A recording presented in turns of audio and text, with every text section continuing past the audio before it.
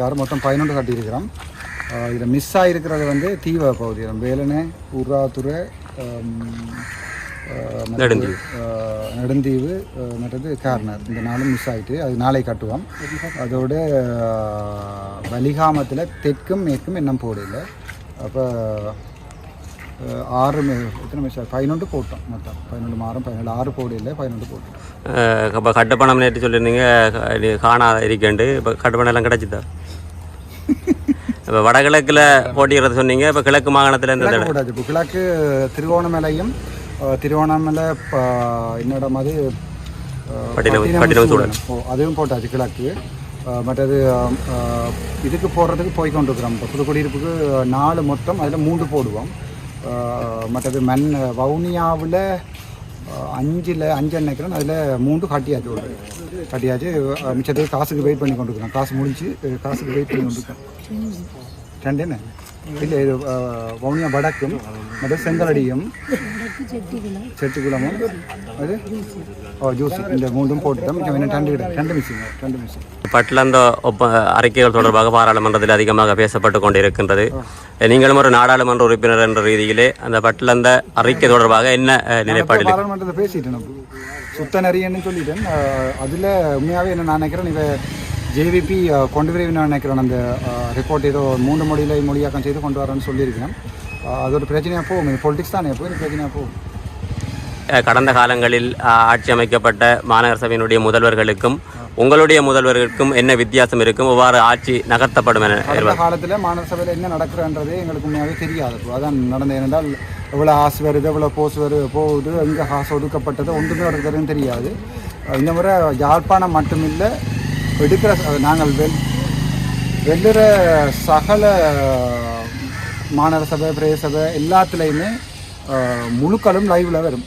அதாவது வந்து நடக்கிற மீட்டிங்கில் இருந்து வார காசு, செலவழிக்கப்படுற காசு, போகிற காசு, அதை விட முக்கியமாக அங்கே இங்கே குப்பைகள் அதுகள் இருக்குன்னு சொன்னால் கம்ப்ளைண்ட் பண்ணக்கூடிய மாதிரி ஒரு ஹோட்லைன் உண்டு. சகலதும் செய்வோம். உங்களுக்கு தெற்கில் போனால் தெரியும். இப்போ கொழும்பில் ஒன்றுமே ரோட்டில் இருக்காது. இப்படி பேக்கெல்லாம் மாட்டு கழிவுகள் எல்லாம் வந்து கோயிலுக்கு முன்னால் இயலாது. ஸோ இப்போ இங்கே அப்படி ஒரு கலாச்சாரம் வந்து போய்கொண்டிருக்கு. அது சூப்பராக முக்கியமாக உங்களுக்கு எங்களோட இதில் போனீங்கன்னா தெரியும். இது உங்களுக்கு திருசாந்திக்கு படுகொலை செய்யப்பட்டது என்னிடம் வந்து செம்மணி. அதுக்குள்ளே போனீங்கன்னா தெரியும். அந்த வயலுக்குள்ள அந்த வயலோரங்கள் அதில் இதில் மருத்துவ கழிவுல இருந்து எல்லாமே போடப்பட்டிருக்கு. நாங்கள் அந்த மாதிரியான எல்லாம் நேராக பொறுப்பு கூட இருக்கும். அதை ஏன் க்ளீன் பண்ணல? இப்போ உங்களுக்கு இங்கே 5 சந்தி அங்கெல்லாம் போனீங்கன்னா தெரியும் இப்படி இருக்கு அந்த ரோட்டு வழியெல்லாம். நாங்கள் வந்தொரு உடனே செய்யலை, ஒரு நாள் செய்யலாம்னா ஒரு 3 மாதத்துக்குள்ளே ஃபுல்லாக க்ளீன் பண்ணி எடுப்பேன். அப்புறம் என்னோட இருக்கிறார்கள் எல்லாருக்குமே இந்த 5S சிஸ்டம்ஸில் இருந்து கைசன் கைசார் எல்லாமே படிப்பிப்பேன்.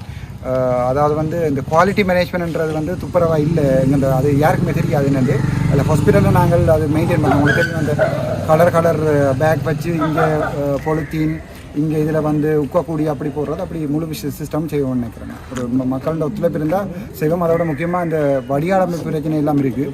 ஸோ இப்போ யாழ்ப்பாணத்தில் பெய்கிற தண்ணி ஓடுறதுக்கு இடம் இல்லை. நல்லூரில் தான் இப்போ ஆள் பதிவண்டபடியாக நல்லூரில் போய் தான் நிற்குது. நல்லூரில் இருந்து முழு தண்ணியும் வந்து அங்கே கோப்பை பக்கம் போய் குளங்களுக்குள்ள போகிற மாதிரி செய்வோம். தண்ணி இந்தியாவில் ஓடித்து. நேற்று மாநகர சபையினுடைய முதல்வர் வேட்பாளரை அறிவித்திருந்தீர்கள். அதே போன்று யாழ்ப்பாணத்தில் இருக்கின்ற ஏனைய நகர சபைகள் மற்றும் பிரதேச சபைகளினுடைய தலைவர்களை அறிவிக்க முடியும்? ஒரு பிரச்சனை, நாங்கள் இந்த காமராயர் வரும் வரைக்கும் வெயிட் பண்ண மாட்டோம். என்னென்றால் கௌசல்யா அவங்களுக்கு இன்ஃபார்ம் பண்ணியிருக்கிறோம். நான் எப்போ சொல்லிட்டு இருந்தானே. இப்போ மற்றது தங்கச்சி அம்மா என்ன பேர் ஜோகேஸ்வரி, அவள் வந்து வல்வெடுத்துறை போட்டிருக்கோம். பிராசன்னை வந்து பருத்துறை பிரதேச சபைக்கு போட்டிருக்கிறோம். சாவச்சேரி மாநகர சபைக்கு சதீசனை போட்டிருக்கோம். உங்களுக்கு எல்லாருக்குமே தெரியும். மற்றது எங்கள்ட ரெஜியை போட்டிருக்கிறோம் பிரதேச சபைக்கு. மற்றது நல்லூருக்கு எங்கள்ட என்ன பேர் திலீபண்ணாவை போட்டிருக்கிறோம்.